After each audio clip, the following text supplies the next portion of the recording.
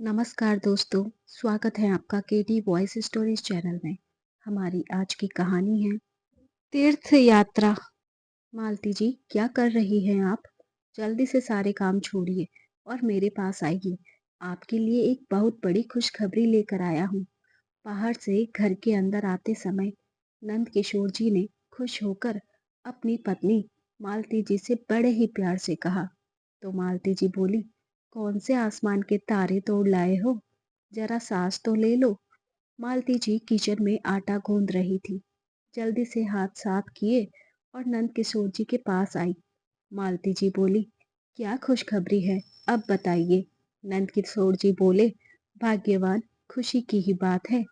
Senior citizen का एक group घूमने के लिए अयोध्या नगरी जा रहा है।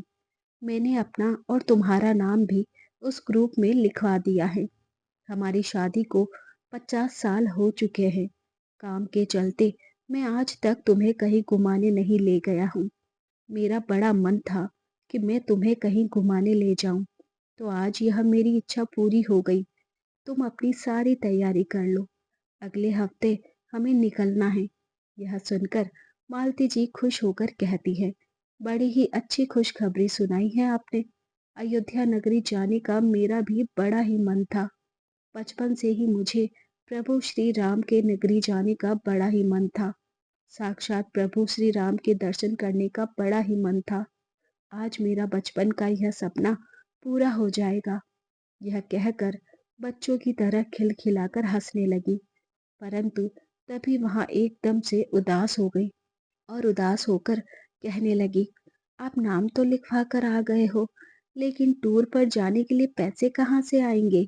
मालती जी को चिंतित देखकर नंद किशोर जी अपनी पत्नी को आश्वासन देकर कहते हैं, अरे, तुम क्यों चिंता करती हो?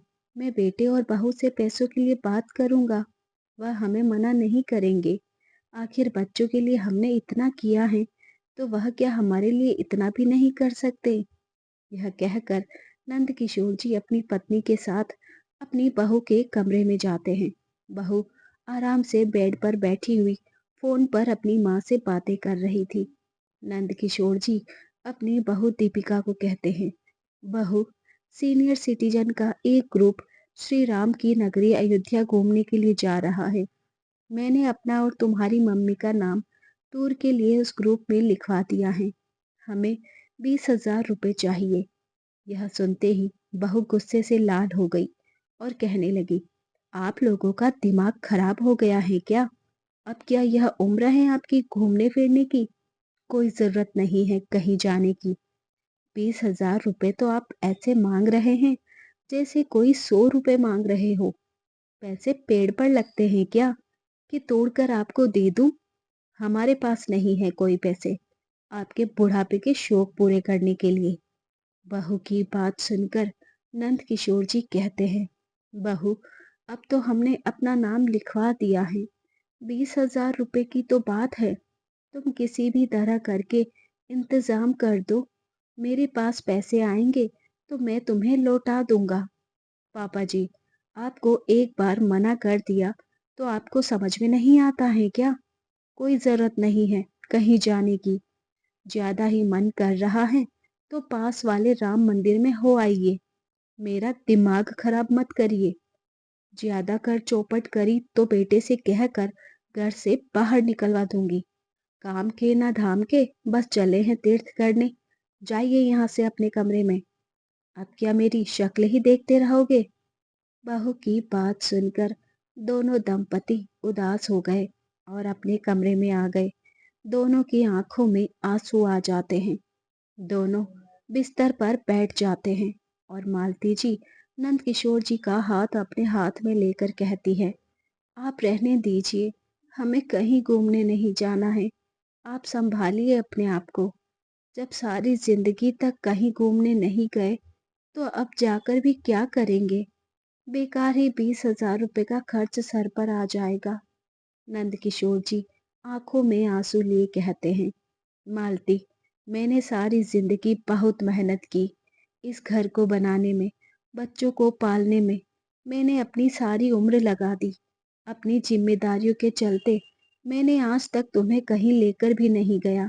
अब मौका मिला था तुम्हें घुमाने ले जाने का, तो अब सब कुछ बच्चों के हाथ में आ गया है। क्या अब हमारे कोई सपने नहीं हैं? क्या बूढ़े माँ-बाप के कोई सपने नहीं होते? क्या हमारे कोई अरमान नहीं हैं? जिन बच्चों के जीवन भर हम सपने पूरे करते हैं, हर आराम पूरे करते हैं, उन बच्चों के पास अपने माँ-बाप का एक सपना पूरा करने के लिए पैसे नहीं हैं। इसी दिन के लिए मैं इतना मेहनत की थी मैंने, मुझे यह दिन भी देखना पड़ेगा। अपने साथ में तुमसे भी इतनी मेहनत करवाई थी। तुमने भी तो जीवन के हर पड़ाव पर मेरा हर पल साथ दिया। कभी एक लम्हे के लिए भी मैंने अपने आप को अकेला महसूस नहीं किया। इस घर को बनाने में जितना योगदान मैंने दिया है, उतना ही तुमने भी दिया है। मैं हमेशा अपने पीछे चट्टान की तरह तुम्हें पाया है, परंतु अपने घर की जिम्मेदारियां तुमसे पूरी करवाते करवाते मैंने तुम्हारे लिए कुछ भी नहीं कर पाया। आज जब मुझे मोहन जी से पता चला कि सीनियर सिटीजन का एक ग्रुप अयोध्या नगरी के लिए जा रहा है, तो पहली बार तुम्हें घुमाने की इच्छा मेरे मन में जागी। परंतु तुम्हारी एक इच्छा भी पूरी करने के लायक नहीं हूं मैं। अब तुम्हारे पति के पास पैसे नहीं हैं। मैं कितना अभागा पति हूँ जो अपनी पत्नी की इच्छा भी पूरी नहीं कर सकता। यह कहते कहते नंद किशोर जी की आंखों से आंसुओं की धारा बह निकली। अपने पति बच्चों की तरह रोता हुआ देखकर मालती जी भी रोने लगती हैं और रोते हुए कहती हैं, अपना दिल मत दुखाइए। आप जैसा जीवन साथी पाकर मैं हमेशा अपने आप को भाग्यशाली समझती हूँ। कोई बात नहीं जी, अगर आप मुझे कहीं घुमाने नहीं ले गए, अपनी जिंदगी के हर सुख दुख में मेरा साथ दिया है, आप मेरे साथ हैं, यही मेरे लिए काफी है। नंद किशोर जी बहुत ही खामोशी के साथ मालती जी की बात सुन रहे थे। पत्नी की बात सुनकर वह बड़े दुखी मन से बोले, क्या अब हमारे छोटी सी बात से भी घर में लड़ाई झगड़ा हो सकता है? जब हम अपनी सारी कमाई बिना सोचे समझे, बिना किसी स्वार्थ के बच्चों के ऊपर खर्च करते थे और अपने लिए कुछ नहीं बचाते थे, तब तो इस घर में लड़ाई झगड़ा कभी नहीं हुआ। और आज केवल 20,000 रुपए के लिए घर में लड़ाई झगड़े हो जाएंगे। क्या बच्चे सिर्फ माता पिता से पैसे लेने के लिए होते हैं, माता पिता को पैसे देने के लिए नहीं होते? मालती जी के पास नंद किशोर जी के इन सवालों का कोई जवाब नहीं था। उधर दीपिका अपने कमरे में बड़बड़ा रही थी। बुढ़ा बुढ़ी का दिमाग खराब हो गया है, जो इस उम्र में घूमने की लग रही है। यह नहीं कि घर पर बैठकर राम नाम जपे। आए बड़े घूमने फिरने वाले। अब तो उनके बच्चों के घूमने फिरने की उम्र है। बच्चे तो घर पर बैठे और यह घूमने जाएंगे। यह कोई इनके घूमने फिरने की उम्र है क्या? कहीं गिर विर गए और हाथ पैर टूट गए तो बिस्तर पर पड़ जाएंगे। फिर कौन करेगा इनकी सेवा? मेरे बस का तो नहीं है उनकी सेवा करना। तभी संजय भी घर पर आ जाता है तो उसे भड़कते देखकर कहता है, क्या बात है दीपिका, क्यों पूरा घर सर पर उठा रखा है? कभी शांति से भी रह लिया करो। तुम्हारे सुंदर से चेहरे पर गुस्सा अच्छा नहीं लगता। ज्यादा गुस्सा करोगी तो झुर्रियां पड़ जाएगी, फिर माँ जी की तरह बुद्धि नजर आओगी। जब देखो भटकती रहती हो। तो दीपिका आंखें बड़ी करते हुए बोली, मुझे कोई भड़कने का शौक नहीं है। मेरे भड़काने का कारण भी तुम्हारे माँ बाबूजी हैं। अरे, अब क्या कर दिया इन दोनों ने? क्या कर दिया? अरे, कोई छोटा मोटा कांड नहीं किया, बहुत बड़ा कांड किया है अब की बार। अयोध्या नगरी घूमने जाने का प्रोग्राम बनाया है और तो और 20,000 रुपए मांग रहे थे जाने के लिए। दीपिका हवा में हाथ घुमा घुमा कर इस तरह से कहती हैं कि उसकी बातों को सुनकर संजय का भी मूड खराब हो जाता है। यह माँ बाबूजी बुढ़ापे में सठिया गए हैं। दिमाग खराब हो गया है इन दोनों बुढ़े बुढ़िया का। तुम चिंता मत करो, मैं सब संभाल लूंगा। मैं उन्हें खुद मना कर दूंगा। कहाँ से आएंगे इतने पैसे? उन्हें थोड़ा तो समझना चाहिए था। संजय दीपिका को तसल्ली देते हुए कहता है तो दीपिका चुप हो जाती है और फिर से अपनी माँ से फोन पर बात करने के लिए बैठ जाती हैं। मालती जी रात का खाना तैयार करती हैं और बेटे बहू को खाना खाने के लिए बुलाती हैं। बेटा और बहू अपने कमरे से बाहर आते हैं। दीपिका के तेवर बदले हुए थे। नंद किशोर जी पहले तो खाना खाने के लिए मना कर रहे थे, परंतु जब मालती जी जिद करती हैं, तो वह भी खाना खाने के लिए अपने कमरे से बाहर आ जाते हैं। जिस समय सब खाना खा रहे होते हैं, तो नंद किशोर जी अपने बेटे से फिर से कहते हैं, बेटा, सीनियर सिटीजन का एक ग्रुप अयोध्या नगरी घूमने के लिए जा रहा है। मैंने अपना तेरी माँ का उसमें नाम लिखवा दिया है। 20,000 रुपए का खर्चा आएगा। तुम इंतजाम कर सकते हो क्या? यह सुनकर दीपिका के चेहरे के भाव एकदम से बदल जाते हैं। वह कुछ कहने वाली होती हैं, तो संजय उसे हाथ से इशारा करके चुप रहने को कहता है और खुद कहता है कि बाबूजी, अब आपका कौन सा ड्रामा शुरू हो गया है? क्या जरूरत पड़ गई है आपको अयोध्या नगरी जाने की? अभी तो बच्चों की एडमिशन कराई है, इतना पैसा तो उसमें ही खर्च हो गया। अभी मैं आपको पैसे नहीं दे पाऊंगा। वैसे भी यह कोई उम्र है आपके घूमने फिरने की? रास्ते में कोई हड्डी वड्डी टूट गई तो फिर और खर्चा बढ़ जाएगा। इससे बढ़िया पास के राम मंदिर के दर्शन कराइए। भगवान राम तो सब जगह एक ही होते हैं। क्या जरूरत है इतनी दूर जाकर पैसे खर्च करने की? यह तो आपके बच्चों की उम्र है घूमने फिरने की। हम तो कहीं जा नहीं रहे और आपको घूमने की लगी हुई है। घर पर बैठकर राम का नाम जपा करो, यही काफी है आपके लिए। जब देखो नई नई फरमाइश करते रहते हो। यह कहकर बेटा और बहू अपने कमरे में चले गए। नंद किशोर जी बेटे के मुंह से ऐसी बातें सुनकर अवाक रह जाते हैं। उन्होंने सोचा था बहू भले ही हमारी बात और हमारे एहसास ना समझे, लेकिन शायद हमारा बेटा हमारी बात जरूर समझेगा। परंतु बेटा तो बस अपनी पत्नी की ही बात समझता है। नंद किशोर जी की आंखों में आंसू आ जाते हैं।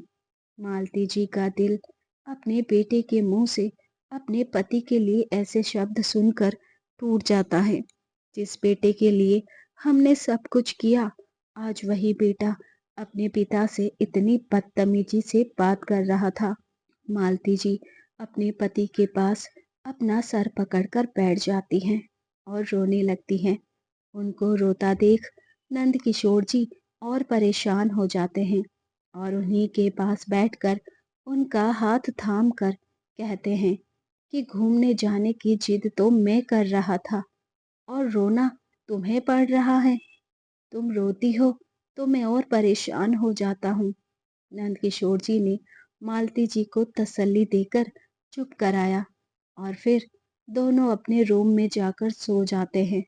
सुबह जाकर दोनों ने अपने काम निपटाए और अपने कमरे में आ गए। मालती जी बेड पर बैठ गई और नंद किशोर जी ने अलमारी खोलकर अपने पेपर की अटैची निकाली। मालती जी पूछने लगी, यह आप क्या कर रहे हो?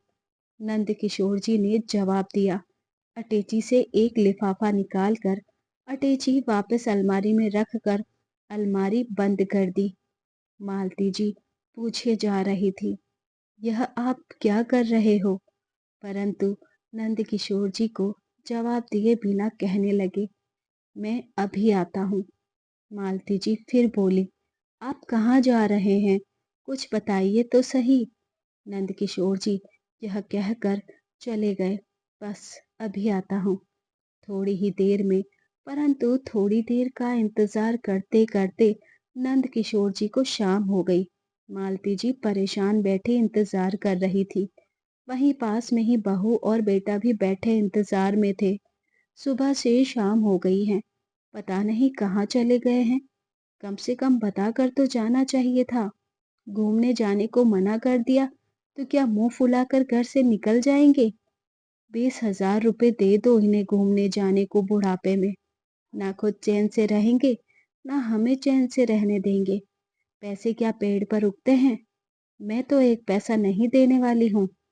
बहू बेटे बैठे बैठे बड़बड़ा रहे थे। तभी नंद किशोर जी आते हैं। उन्हें आता देख मालती जी बड़बड़ा जाती हैं और पूछती हैं, अरे कहाँ चले गए थे? मेरी तो जान ही निकल गई थी। कम से कम बताकर तो जाया करो, ऐसे भी भला कोई करता है? तभी नंद किशोर जी कहते हैं, रुक जाओ भाग्यवान, रुक जाओ, बताता हूँ। पहले जरा सांस तो लेने दो।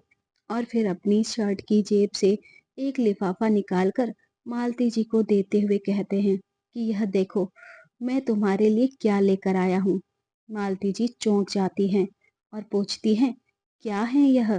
पास खड़े दीपिका और संजय भी आश्चर्य से देखते हैं। नंद किशोर जी कहते हैं, हमारे अयोध्या नगरी जाने की ट्रिप की टिकट है। पैसे कहाँ से आए हैं? किससे उधार लिए हैं? मैं पहले बता देता हूँ, उधार के पैसों से मैं कहीं भी घूमने नहीं जाऊंगी। आप जाइए, इन्हें वापस कर दे। मालती जी लिफाफा टेबल पर रखते हुए कहती हैं। तभी दीपिका भी बोलती हैं, पापा, मुझे नहीं पता था आप ट्रिप पर जाने के लिए इस हद तक चले जाएंगे कि उधार मांग कर ले आएंगे। छी। नंद किशोर जी कहते हैं कि इसमें छी की क्या बात है बेटा।